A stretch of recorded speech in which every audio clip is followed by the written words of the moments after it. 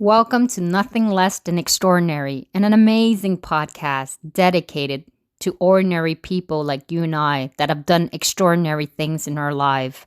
I want this to be a human celebration of the human struggle in this journey called life through its up and down and twist and turn. May their life stories inspire you to reach your greatness and to reach your full potential.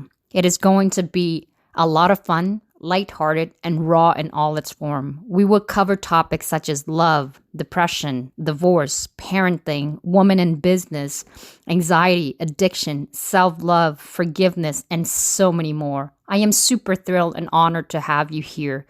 My name is Ridon. May you have a great listening. Welcome, everybody, back to Nothing Less Than Extraordinary. And for those who are just tuning in, you're in for a treat. I love it. Patty Buccellato is here with me. Check out her beautiful style and her necklace and everything. Doesn't she look gorgeous? Welcome with us. Thank you, Ree. I am delighted to be here. She's a wonderful person. So I'm super excited to meet with this high beat energy. It's just, we're so magnetizing one another. So I've been excited. I got dressed up and hopefully, I live up to the expectation here. I got a high standard to live up to. You've already nailed it. No worries. Thank you, Patty.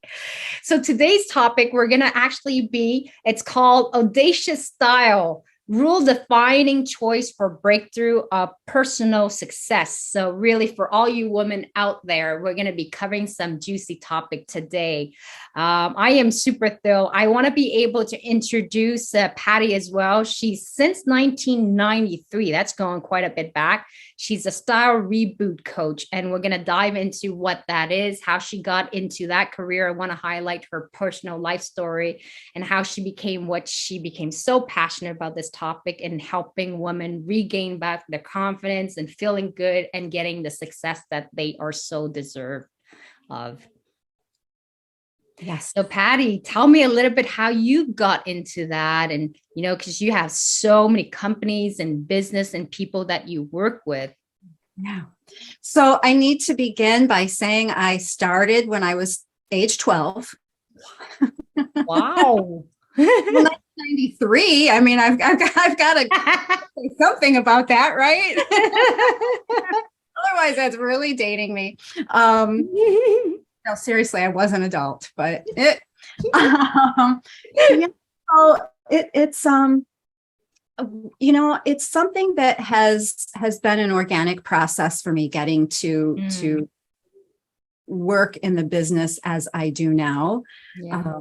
And I started very young, and clothing, attire, fashion, how we present ourselves has always been important to me. I learned to sew and was making my own clothing when I was, okay, so this is truthful, at age 12. I was making clothes. And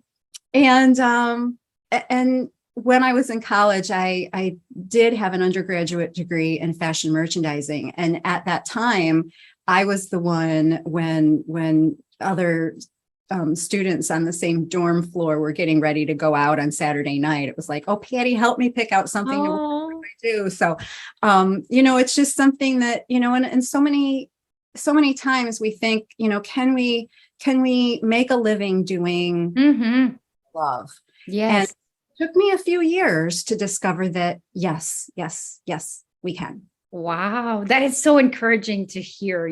For me starting out, I really asked the question, can you really get paid for enjoying what you do? And in your head, you're like, that's impossible, because why should I pay you for doing something that is like a leisure for you? But you're confirming it is possible. Yeah. So we see and hear from so many people who aren't in love with what they do, right? Yeah. And as we're growing up, we, and there's the word work, right? Yep. Work, not play. No, there's no room for play. Yeah. So I really do. I love the clients that I work with. I love seeing the development. and the unfolding of the process. So it's I feel very blessed to do what I do. Yes. And you know what's so fun is when we actually talked about it, because she's going to really dive into what she does. So Patty, I want you to like just mention, like you're already like you started at the age of 12, you did some sewing already, you were into that, you study in that field as well. So how did you start a company? How did it kind of just morph itself? Like I know you said organically, but how did that got started and what that looked like at the early years? That's a fun question because, as I mentioned a moment ago, it took me a few years to figure out that I could do Yes. this Yes. and I had a couple of other careers, and I was in advertising for a while, and I was in direct sales with a company for a while, and for a while, both of those things at the same time.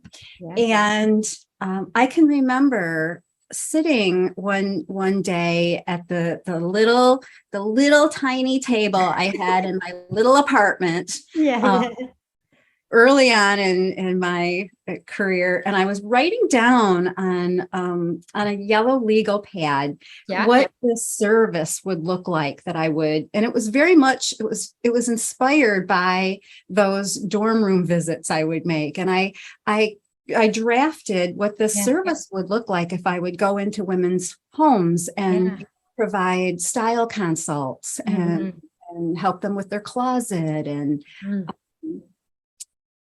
just really help them feel good about their clothing, how they wear it, and how they live in the wardrobe. And then time went on, and I was working with a corporate client, presenting a program about image that was through the cosmetics company that I worked with. And it's a law firm that I was working with. And they had asked, after I presented this program, I didn't own it, and it wasn't anything, it was a public service. It was a perk for doing business with them. It wasn't something that I had liberty to sell. So I just offered it as a bonus. And they started asking, we could use some more help. What else can you do here? Can you expand on this program? Can you be more for other staff? And I thought about it. It's like, well, I can't do anything more with this program. But wait a minute. I did, for that client, create a series of programs that I then realized chances are there are other organizations that would appreciate this content as well. And what kind of program did you develop with when you started with them? Like, you were helping one person kind of work on their wardrobe and like looking at what they have, making them feel that they're actually wearing and representing well themselves, to be authentic, feeling comfortable in their own skin. Well, that is a service that I offer now. There are employers who will hire me to work with team members in that way.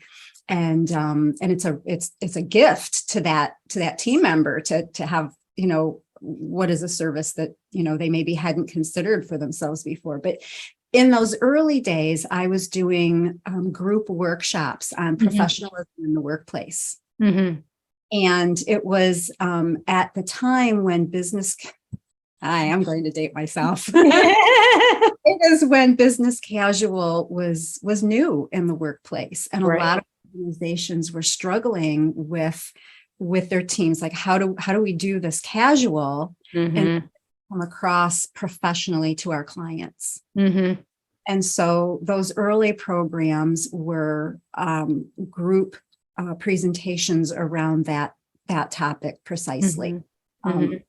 Principles of image, and how do we form impressions, and nonverbal communications. What are you saying when you're not paying attention to nonverbal cues? So, and then that evolved, because then there were people in those programs that said, well, I would like some personal assistance. Oh, wow. So that kind of then opened the door for a balance of working both with groups and with individuals. Mm-hmm. Yeah. And what are some of the things that people could actually like apply themselves, like not give away everything, like at home, like who are listening to this podcast?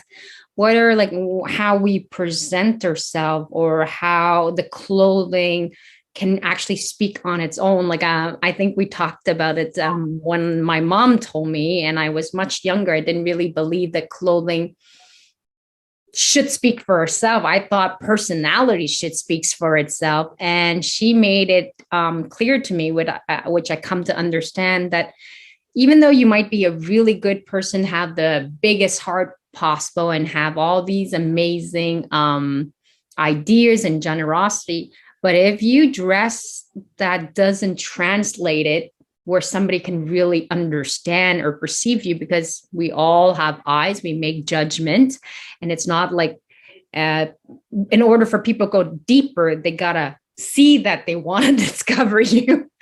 Yes, exactly. Right? Do I want to make that effort? That's it.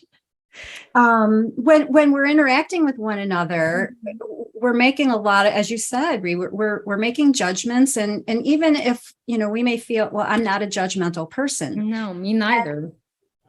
And even with that, our roots, if we go all the way back to our origins, Yes. men needed to know like what's Yes. the environment, and is Yes. safe environment. Exactly. That those instincts still run through us, so we assess visually, Mm-hmm.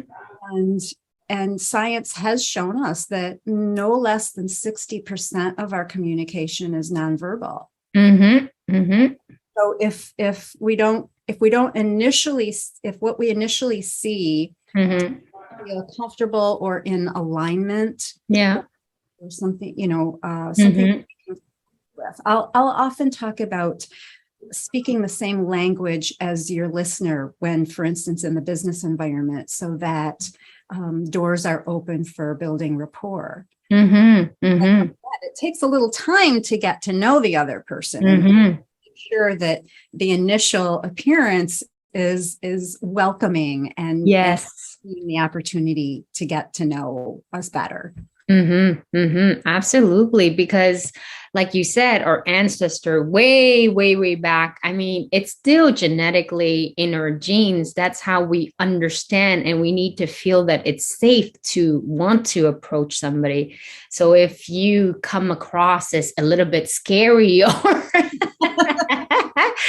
or like standoffish, and you don't want anything to do with us, then why would I have to go and make that extra effort to want to be there? So I need to just feel my ground and to say, I think, okay, that person is safe. And there's a whole lot, like what can people take into context that they have when they look at themselves? Because it's hard when you're looking at yourself in the mirror. You might think you look presentable. Yeah. So there are elements of appearance that we notice, and in a particular order that represents physical proximity, right? So if I see someone coming in the door from across the room, at a distance, I might not yet see that they're making eye contact with me or not, right? I'll be able to, the first thing that the eye perceives is color, right? We can use color to our advantage. There are elements about our personal appearance that we cannot influence. We cannot change our natural height. We can adjust it with heel height, things like that. Color of our eyes will not change, but we can choose color in clothing. And there are a couple of ways of making well-informed choices there. One is based on personal flattery. Yeah. And how to use color to brighten and lift, literally doing a visual lift to the face. Yes. We can do that with color. We can also use color for its psychological significance. That can be very powerful. And one thing that is it's difficult to identify a situation where where it's not helpful. But, when we smile at another human being, Yeah. there's a connection. It's true. Yeah. Look at you. I'm looking at your smile. I am connecting with your smile. It's true. Right? we Hard to say like she's mean because that beautiful smile. I'm like, she's no threat. I'm gonna approach. Right. So, but it is very, we feel like we can relate to another person. It's how we open up to one another. So there's the smile is very, very powerful. In fact, there's a site, the name is escaping me right now, but I can get it to you if you want to share with your listeners. But you can, for instance, when we take a headshot, our professional bio or our social media profiles, there's a lot of different ways that we can do that. And there's different expressions that we can use. And sometimes we think, business should look this way. And in terms of expression, right. Very interesting that, Photo Feeler is the name of the site. I just remember. Photo Feeler. Okay. It's fabulous because you can post an image of yourself, your photo, and get feedback from others on the site. Oh. And you can get feedback in different categories. For instance, does your photo project friendliness? Does it project competency? Does it project, I'm not remembering a third category that is used, but it's fascinating. Yeah. I am definitely checking it out just by curiosity because I'm a curious individual. Well, what's really, really interesting about it is that I expected, initially when I found out, I did experiment with a couple of my own photos, and one was more serious and, business, and the other one was more relaxed and I'm smiling. And I expected that my competency level was different in those two images. But what was interesting, I expected my friendliness factor to go up in the photo where I was smiling. What was really fascinating to learn is that my perceived competency was higher in the photo where I was smiling. Oh, wow. Okay. Where I thought the official one was more like serious business. Yeah. You would think because they always say that. You see like professional photo, they're barely a smile. It's like a little line. You're like supposed to look like this tough thing. Yeah. Show those teeth. Really fascinating. But that's a really great tool that I recommend for people to use because that, so much of our image now is online. Yes, that's right. Yeah, it's true. So what does that photo say about you? And you mentioned that it really makes sense. I finally made the click because I remember I used to love watching a show. It's not Queer Eyes. It's Queer Eyes for the Gay Guy. But there's another show before that I really love where they just transform the woman. They'll do work on her personal self-esteem, but a lot had to do with the clothing and how that the body image. I always find it very fascinating. I always wanted to understand how they pieced the clothing together. Of course, they did all her hair and all that stuff. Her physical image and how that projects internally to who she is to get her authentic self. And I always find the result very amazing. You had all these different body shape. You got skinny, you got a little bit more, had a little bit more, and all these different age, and yet they all look beautiful every time they finish. And but I never really understood the color coordination, like the shapes and all that stuff. I just by luck from genetic, from mom, thank God, just has a piece of that sense of style, but I really have no clue what I'm doing. But when I'm watching this show, it is true. It really elevates as the person. And you can really, you don't have to be some people go like, that's really superficial, but it is not about the superficiality. You need to be able to mirror something. Like when I feel down, I like to wear some really sexy lingerie. Because it's to me, myself, I don't feel good. So whenever I have the sexy lingerie on, it gives me that little boost of confidence that I need. Cool. So it's like little tricks that you can do for yourself. And yesterday I wasn't feeling that great. I wasn't feeling very good. I was like a lower vibration. And so what I did is I hijacked my brain by really just being me, not overdoing makeup or anything, but just wearing like my favorite earrings, like playful earrings, colors and stuff like that. And I had on a little dress, but it's very comfortable and yet it's very feminine. And that really just helped my day. Like I feel better about myself. There are days when we just feel like crap. And I just need a little pick me up a little bit. And I do that with clothing. So I do know that how you look and the way you look in the mirror without like it going through your head, it really does help something with your unconscious to mirror out what you're seeing versus how you perceive yourself internally as well. So I'm sure you must have a lot of women where, when you feel good outside, of course, indirectly, internal and external, they talk to each other. Exactly. Well said. I like that. Talk to each other. Yes. Exactly. You need to be in tune.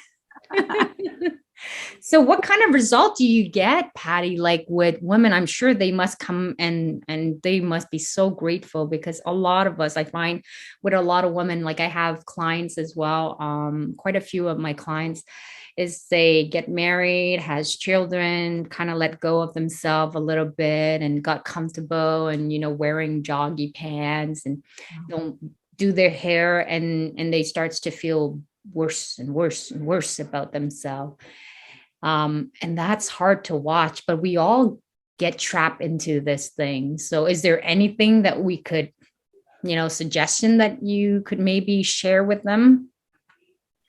Yeah. So the first piece, what you mentioned is really important, as we might get into a phase of life where the let yourself go language you just use is powerful, because when we feel that we're not taking care of ourselves, it's really difficult to show up fully in our lives. Right.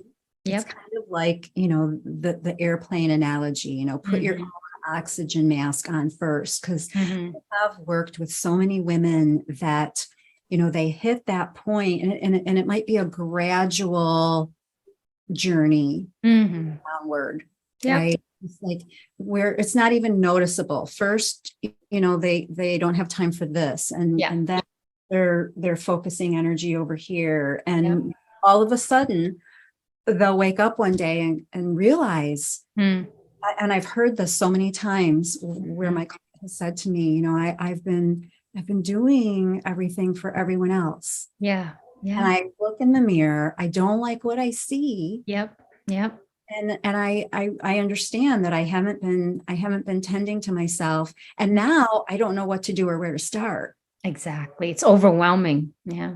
So it's taking that first step, really just saying, I need to take care of myself, because not for anyone else, not because it's expected, but because I'm worth it. And I'm worth being able to look in the mirror and like what I see, and just know, because that, like you spoke of the pick me up. I mean, that is it. Because if we look in the mirror and we're feeling like, oh, then we look in the mirror and go, oh, over that. And then what happens, you don't put yourself out into the same circumstances. You don't relate to people in the same way. We start to hold back. And that holding back can fester, right? And it kind of moves through different areas of our lives, sometimes without us noticing it. That's it. And we get stuck in a loop. So I am so grateful for two things in my life. One, for whoever above who gives me this thing where I could be gaining a little bit more weight and I still see myself as thin. Every time I look in the mirror, I weigh myself. I went from, I think I gained like something 20 pounds. And then I look in the mirror, I still see myself small. I'm like, I haven't really put that. I'm like, that is impossible because the weight machine says I gained pounds. So I'm like, thank God, thank the Lord for like this eyes that can't seem to see the reality of things. You must just reverse it, or you're off gassing the weight. If your clothes still fit, how would you? It definitely doesn't fit anymore. I can't even squeeze in the pants, so I know I definitely gained weight. But it's the eyes. It's just like when I look at it, I'm like, my curve is still good. I'm still looking thin. I'm like, I know it's definitely not true because the machine isn't, and I'm not fitting. But I allow myself, like, because of that it allows me to not be so harsh with myself. And I find that because I'm a big eater, I love, love, love food. I enjoy food. But I find that when I just eat whatever I want, like I'm usually like, okay, I wouldn't say that I eat healthy, but I'm not a junk. I don't eat a whole lot of junk because, like, come from an Asian background. We eat relatively well, a lot of vegetable and so on and so forth. But I do sometimes like really eat things that I shouldn't eat because I don't know what's good and what's not. Now that I get to learn more about nutrition, I realize, okay, what I thought I was healthy, I'm actually eating not the right stuff, but I don't give myself that extra pressure. So when I look at, I'm taking the case with my little sister, she wanted to lose certain weight. Everything was weighted. Every calorie was counted. She didn't have fun eating anymore. And so she would lose weight and then regain back huge amount of weight. And then it'd be a little harder to lose the next time. Whereas me, when you have the mentality of you don't stress, I don't stress. I'm like, I enjoy food. I'm going to eat whatever I feel like eating. I don't overdo it, but I like it. And I kind of trust, like, I'm going to lose the weight. I'm going to exercise a little bit more, but I'm going to cut down the little. So I don't have this pressure of I'm just going to lose weight gradually. And because I think like that, it's almost like my cell, my genetic, it understands. Yeah. And without that pressure, I'm able to lose the weight slowly and in a healthy way, The other thing that I thank my mother for, she told me, this is after I got divorced or in the process of, she said, as a woman, you must always, no matter how your husband loves you, you must take care of your own body first for yourself. Show up for yourself. You're not doing this for nobody else. You're doing it for you. Of course, it's cool when you're like in that ideal form and your husband find you much more desirable and so on. So it's a bonus. You're doing it. If he appreciate it, it's a bonus. But first of all, you're doing it for yourself. So that's one thing I appreciate in my relationship and with my boyfriend now is I tried to take care of myself. Now I'm doing more of the nutrition, the exercising. I'm 40 and I want to be in my best shape as much as possible. So I would last as long as possible. There's never like a time that's too late to take care of yourself. So if you can start, like, thank you, mom, like honestly for saying and sticking in my brain when I wake up every morning to say, how do you like yourself so far? Not for your boyfriend, not for anybody else. How do you like you, the way you show up? And if I don't feel so good about myself, I go, okay, well, I need to take action. So I'm able to be accountable to myself. Thank you, mom, because honestly, otherwise I would have just let myself go. It's easy to get into that comfortable slipper and just go, oh, he doesn't mind. Like, so what? I'm not dressing up. And so what? No makeup. But it's nice once in a while to just dress up when you're going out and give yourself that little boost and remind yourself of your sexiness. Yes. Yes. Absolutely. Mm-hmm. Because confidence itself is sexy. Exactly. And when you feel good about yourself, it's like the confidence just naturally comes because you're like, come on, look at me. And sometimes it could just all be in your head, but that's okay. Nobody needs to know.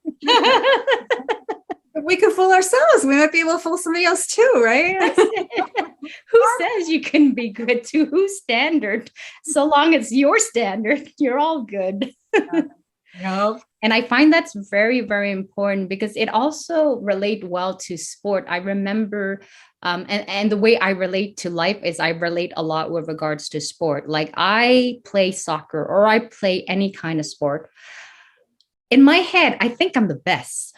Okay. Because I'm giving the best of what I can at that level because I am so passionate about what I'm doing.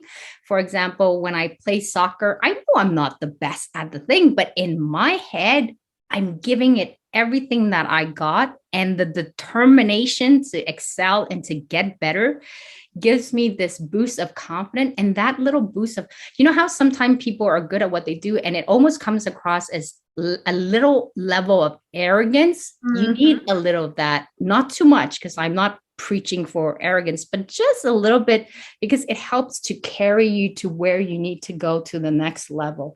And so like when I look at myself when I'm playing soccer, the reason why people think that I look so fearless, because deep down inside, I think I can do it all, but I'm not. It's a fake confidence.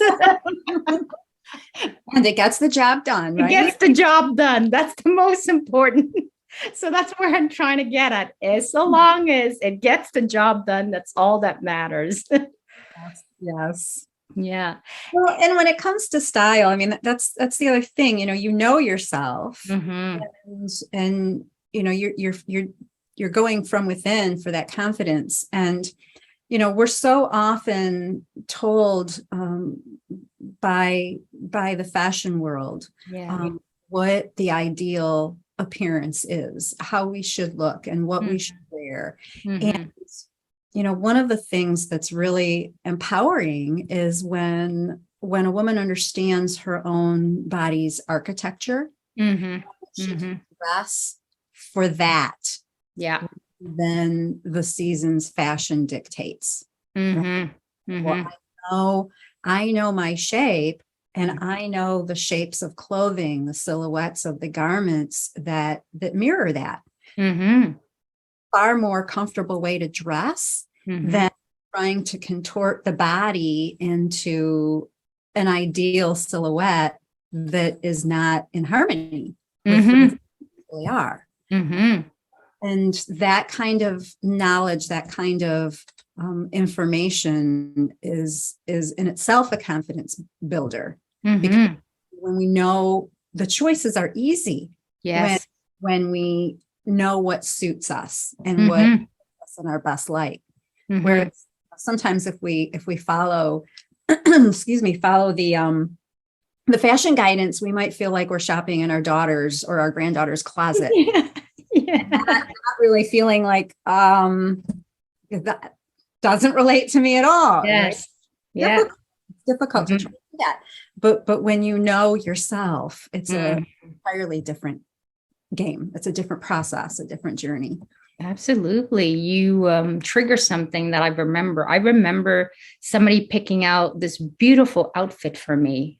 Like it's supposed to be an outfit of beauty and confidence, but I didn't feel like it spoke to me. So I was trying to fit into what they say was supposed to be good and how you're supposed. And so I put on that clothing with the high heel. I didn't feel an ounce of confidence in that thing because I was so uncomfortable in it. It just didn't feel good.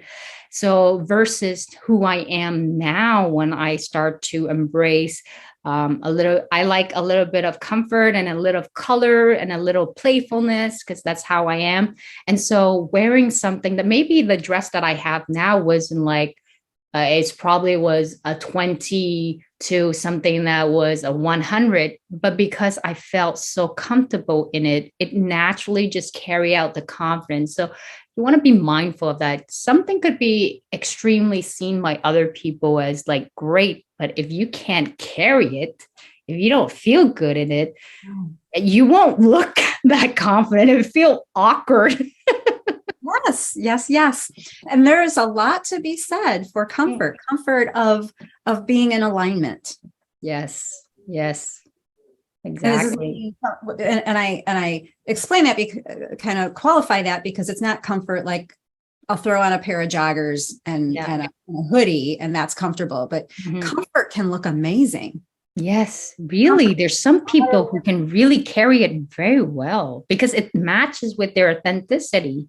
Yes, yes. Yeah, we can all carry it well when we know what to look for, right? Mm-hmm. Mm-hmm. And Absolutely. as you've experienced, it's like, well, okay, so you know that the color, you have that Yeah. happy flair with the color and Yeah. you have the playfulness and because Yeah. that expresses who you are. Mhm. And I see that a lot of people that I work with in the beginning haven't taken that kind of assessment or Mm. personal inventory. And one of the first things that we do in working together is I have my client pick a few words Mhm. represent who she is, some qualities. Okay. And then we strive as, we do lots of things with color analysis and doing the closet audit and looking at current wardrobe and where do we want to go. And then we start shopping. But with every step, Mhm. as she's trying things on, okay, does Mhm. this reflect Mhm. Right. the message of who you are that you want to project out into the world?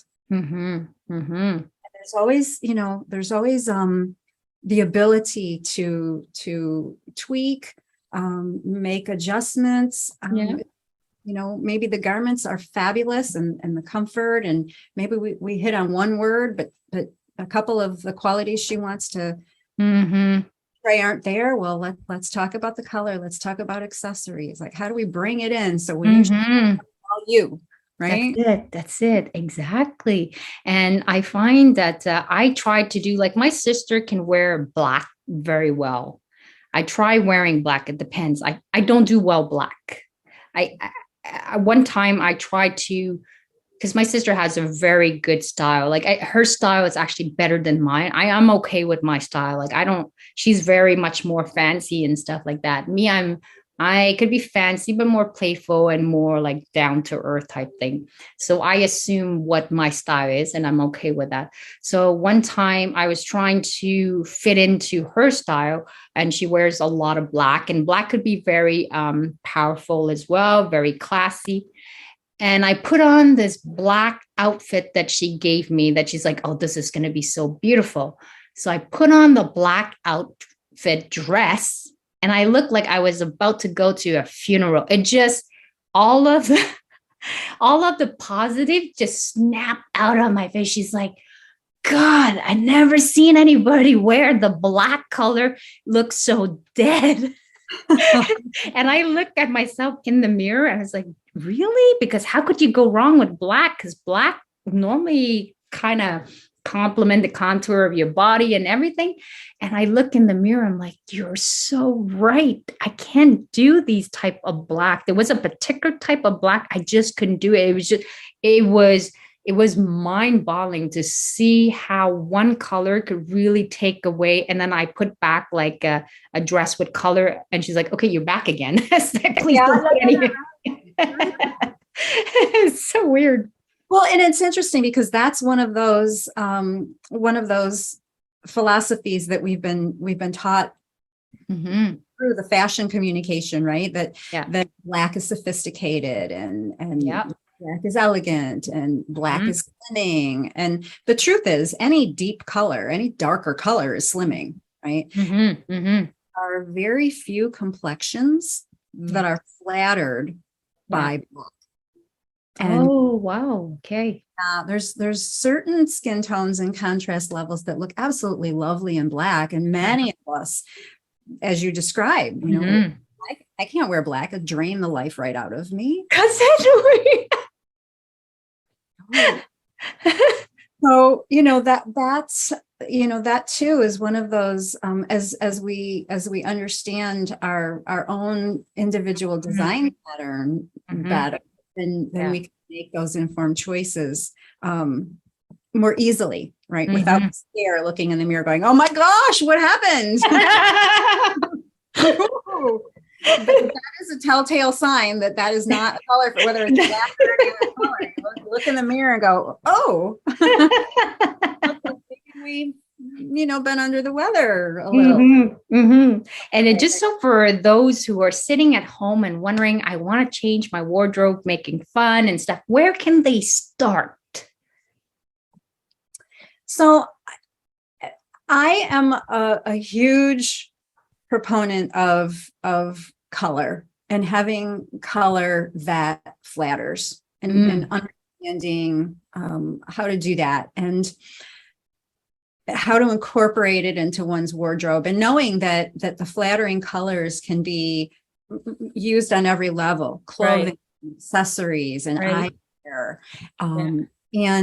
And yeah, you have all of that going there. I can see the pattern, the glasses, the hair, the style, the necklace. Like you hit the notch. Well, so let me say this. That you mentioned it. So we all have some organic neutrals. Like we'll be taught that neutrals are black, white, gray. Right? But we have our own organic neutrals. Okay. And so short of someone having an actual professional color analysis, one thing to do is look at your natural hair color. Okay. Right? Before any color treatment, natural hair color is going to be a real strong indicator of your natural undertones. Okay. Right? Okay. It's helpful also to understand the undertones of your skin. That one can be a little tricky to self. But a starting point can be hair color, and maybe your accessories relate to your hair color. And from that comes a level of cohesiveness, harmony. So it can be very useful when you look at what those personal neutrals are, and be able to incorporate those as a step one. Yeah. And I would also say start like when you're decorating your home, start with your favorite. Like it's almost like your favorite furniture. Look, if you love shoes, like I have a client who loves shoes. I mean, that's what she likes. So if you love shoe, coordinate whatever that's playful with that shoe that represent who you want to be seen as. Like me, I know I'm playful. So most of my colors, like I went to work. Normally, nobody actually dared do that. I would put like a flower, like a Hawaii flower on my head to go to work. Nobody does that at work, but I was playful. And so I figure, you know what? It's a Friday. I feel like, so I put this red flower, like a Hawaii thing on my head and didn't think much of it.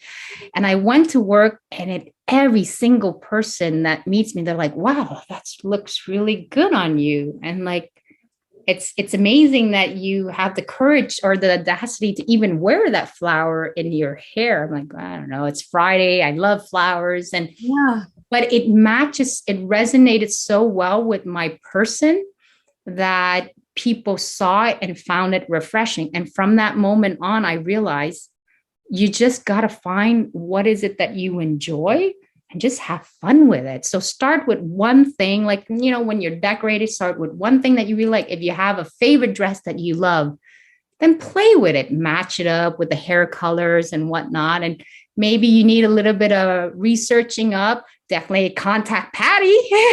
She will reach out and help you with regards to that, because she's amazing. And the other thing that I want to also highlight what Patty does is now that we're kind of like in the COVID and post-COVID, you're doing a lot of Zoom. So you see your clients and they have to pick through their different clothing, and you kind of help them through the process. So if you can give people an overview when they do get to work with you, what that could look like. Yeah. So it's been really delightful, really, to be able to work via Zoom, because we don't have to be in the same room together. We don't have to be in the same town, right? And when we begin the first stage with a client, again, we look at those words, and we start with a personal color analysis because it's the foundation for anything. It's such, I will sometimes refer to it as a very inexpensive facelift because it have that. And then we isolate and identify literally the personal architecture.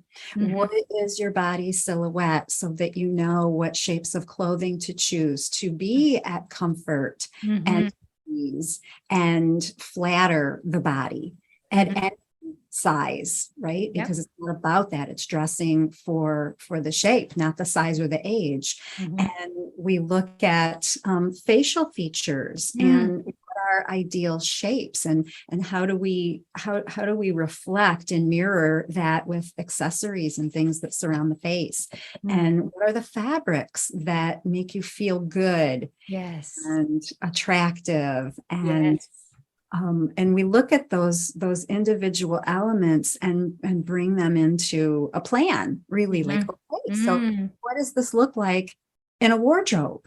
And how can you dress in this way so that you feel, you used the word authentic earlier. That's what it is, like reflecting who you are and doing it in such a way that you feel fabulous.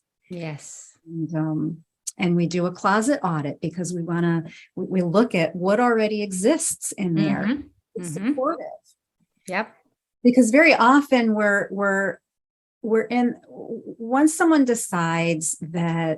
woman decides that she's ready to shift her wardrobe, it's often it's a process of looking at past choices and outdated beliefs. And replacing them with selections and decisions that bring that joy and comfort and ease and confidence. And so we want to look at that stuff, because maybe that doesn't serve you anymore. Maybe it's a dress that you wore to a wedding when you went out with this guy 3 relationships ago. You spent a good bit of money on it, so you don't wear it anymore, but you also haven't parted with it, right? We want to, how is it serving you? How is it serving you? Because there's so much, whether it's the furniture in our homes, the food we put into our body, the clothes in our closet, if it's not serving you and making you feel better, whatever level, then it might be something to release. That's right. And I try to always say to clean up in order to make space for better and new things to come. And that's one practice that I try to do. It's hard to get rid of stuff. I used to be have a really hard time getting rid of my thing. Like I would gather stuff. So that's coming from like an Asian background of not having nothing and letting go. It's so hard, but I've come to become much better.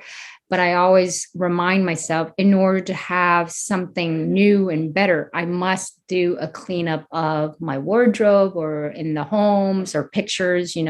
After a while, if you go to the same location and you get sick of seeing the color in your kitchen, well, maybe it's time. I mean, depending on budget, maybe it's time to start seeing and your intuition knows too. So it's very important to get tuned into that as well.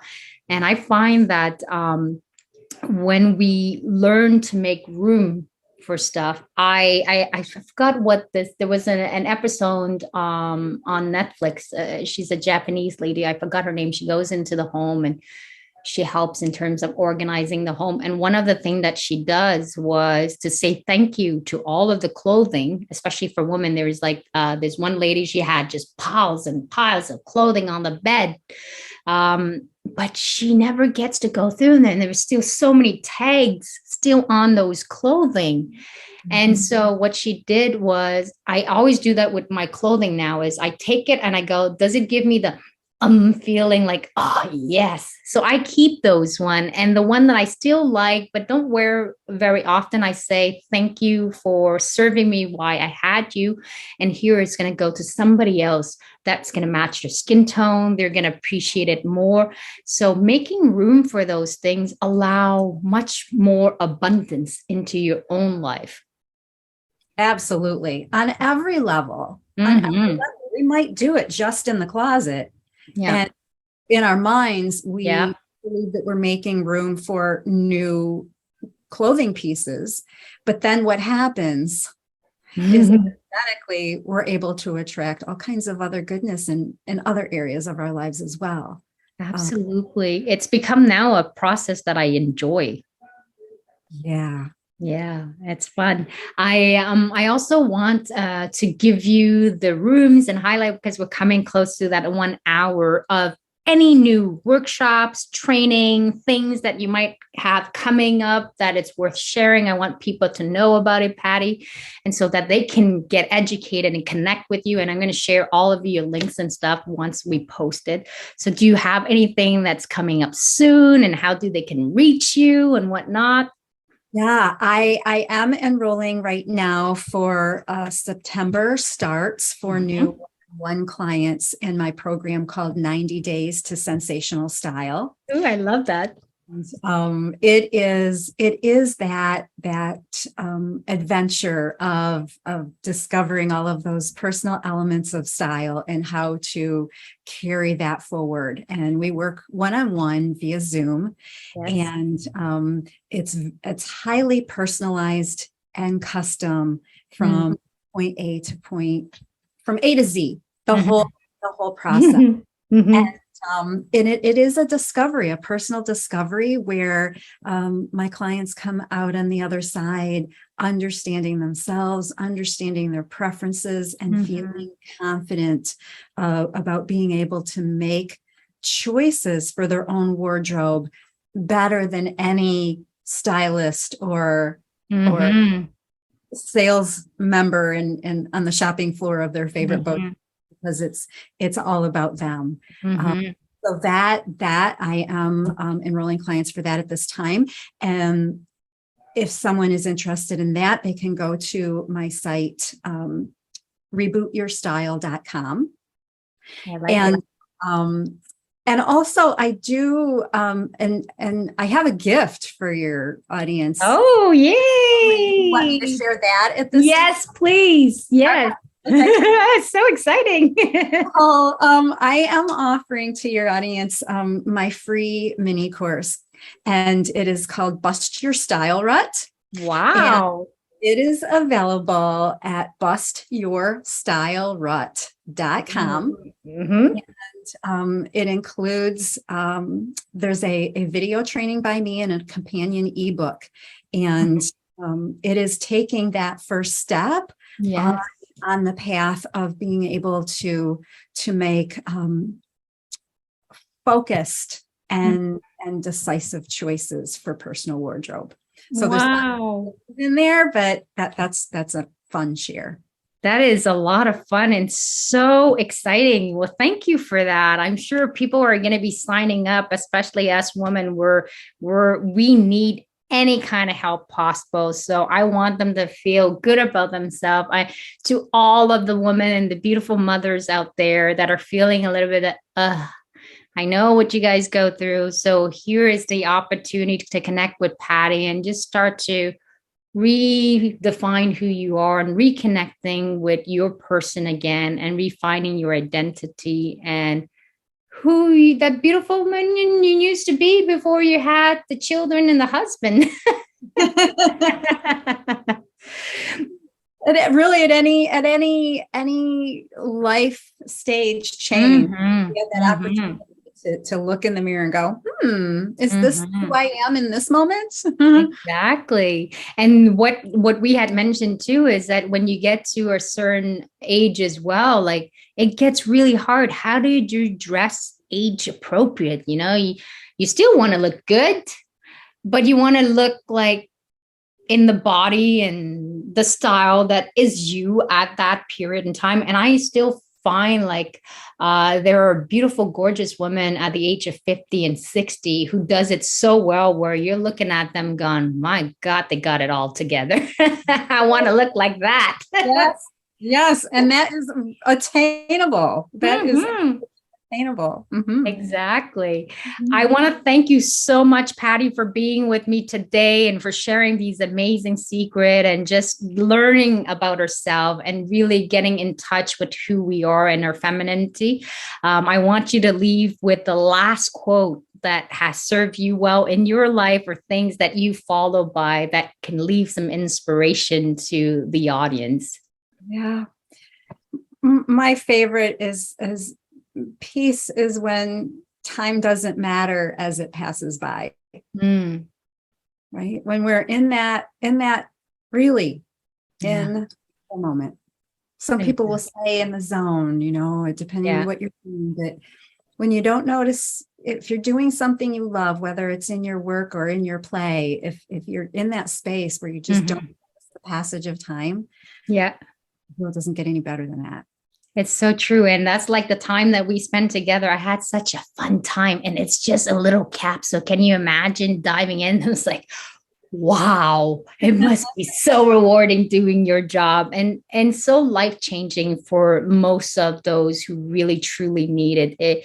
It's beyond just in clothing. It really goes deeper. And that's what I want to leave people as the message behind. So definitely prioritize yourself, have fun with it. Life is too short. Enjoy it and live it and be your authentic self. Thank you so much, Patty. Thank Oh, you. thank you, Ree. Thank you.